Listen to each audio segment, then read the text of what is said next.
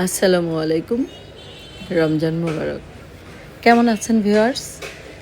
আলহামদুলিল্লাহ আমি তো বেশ ভালো আছি। আজ রান্না করব আর একটু গল্প করব। দেখতে দেখতে রমজানের দিনগুলি কিভাবে কেটে গেল। ঈদ খুবই সন্নিকটে। জানেন, এখন না আমার আর আগের মতো ঈদ ভালো লাগে না। কেন ভালো লাগে না বলতে পারি না। আপনাদেরও কি এরকমটা হয়?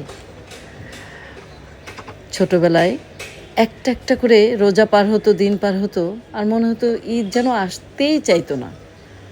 কত অপেক্ষা ঈদের জন্য, কত আনন্দ, নতুন জামা কাপড়, তাই না?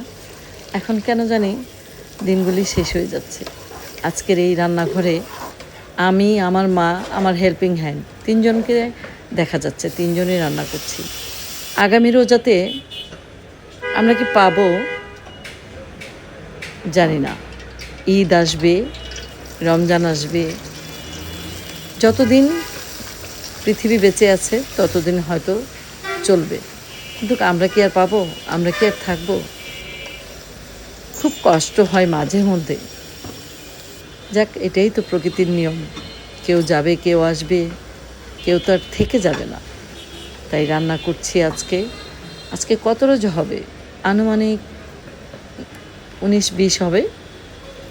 তো রান্না করছি আর গল্প করছি।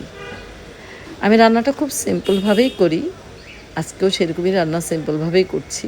সব রান্নার ভিডিও দেখাইনি। এই তো ইফতারির জন্য আজকে করলাম বউ ভাত বলে, যেটা পোলাওর চালের খুদ দিয়ে রান্না করা হয়, বউ ভাত।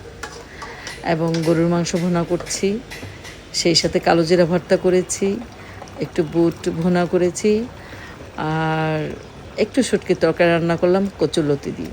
আমি না গরুর মাংস এরকম গোটা গোটা রসুন খাই। আপনারা কে কে খান একটু কমেন্ট বক্সে জানাবেন তো। আজ এই পর্যন্তই। খোদা হাফেজ।